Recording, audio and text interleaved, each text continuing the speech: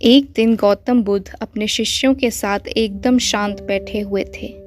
उन्हें इस प्रकार बैठे हुए देख उनके शिष्य चिंतित हुए कि कहीं वह अस्वस्थ तो नहीं। एक शिष्य ने उनसे पूछा कि आज वह मौन क्यों बैठे हैं, क्या शिष्यों से कोई गलती हो गई है।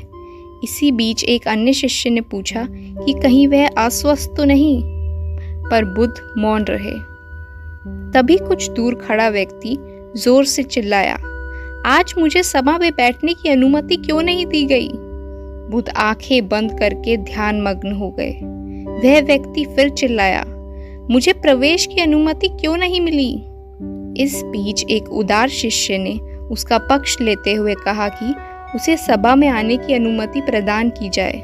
बुद्ध ने आंखें खोली और बोले, नहीं, वह अछूत है, उसे आज्ञा नहीं दी जा सकती। यह सुन शिष्यों को बड़ा आश्चर्य हुआ। बुद्ध उनके मन का भाव समझ गए और बोले, हाँ, वह अछूत है।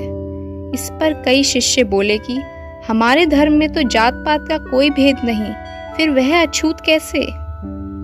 तब बुद्ध ने समझाया, आज वह क्रोधित होकर आया है।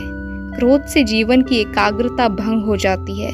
क्रोधी व्यक्ति प्राय मानसिक हिंसा कर बैठता है, इसलिए वह जब तक क्रोध में रहता है तब तक वह अछूत है। इसलिए उसे कुछ समय एकांत में ही खड़े रहने दो। क्रोधित शिष्य भी बुद्ध की बातें सुन रहा था।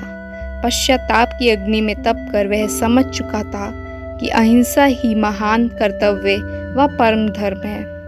वह बुद्ध के चरणों में गिर पड़ा और कभी क्रोध न करने की शपथ ली। आशय यह है कि क्रोध के कारण व्यक्ति अनर्थ कर बैठता है और बाद में उसे पश्चाताप होता है। इसलिए हमें क्रोध नहीं करना चाहिए। असल मायने में क्रोधित व्यक्ति अछूत हो जाता है और उसे अकेला ही छोड़ देना चाहिए। क्रोध करने से तन, मन, धन तीनों की ही हानि होती है। क्रोध से ज़्यादा हानिकारक कोई और वस्तु नहीं।